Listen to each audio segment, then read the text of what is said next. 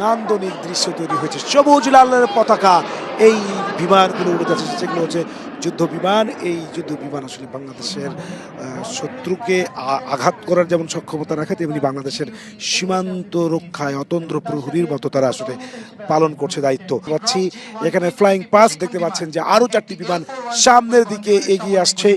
এই বিমানে আমরা দেখতে পাচ্ছি না অত্যাধুনিক বিমান, বলা হচ্ছে এই বিমান দিয়ে আসলে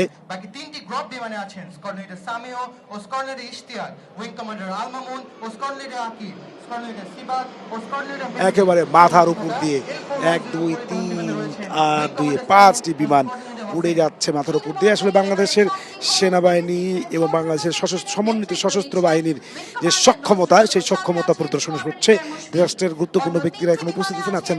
প্রধান উপদেষ্টা ডক্টর মোহাম্মদ ইউনূস জাতীয় প্যারেড গ্রাউন্ডে এই বিজয়ের দিনে আসলে আজকে যে অন্যরকম দৃশ্য এখানে অবতারণা হয়েছে। একেবারে উড়ে যাচ্ছে বিমান এবং বাংলাদেশের সশস্ত্র বাহিনীর সক্ষমতা এবং হচ্ছে আকাশপথে যে সীমান্ত তাকে রক্ষার জন্য সেনাবাহিনীর সক্ষমতা প্রদর্শনের পাশাপাশি তারা নানাভাবে আসলে এখানে কসরত প্রদর্শন করছেন। দেখছেন যে পতাকা, বাংলাদেশের পতাকা ঝুলিয়ে উড়ে আসছে 54 জন প্যারাট্রুপারদের একটি দল, এবং হচ্ছে যেটি আসলে ফ্লাইং করেছিল, সে এক নান্দনিক দৃশ্য, এক মোহনীয় দৃশ্য আসলে এখানে তৈরি হয়েছে। বাংলাদেশের পতাকা ঝুলিয়ে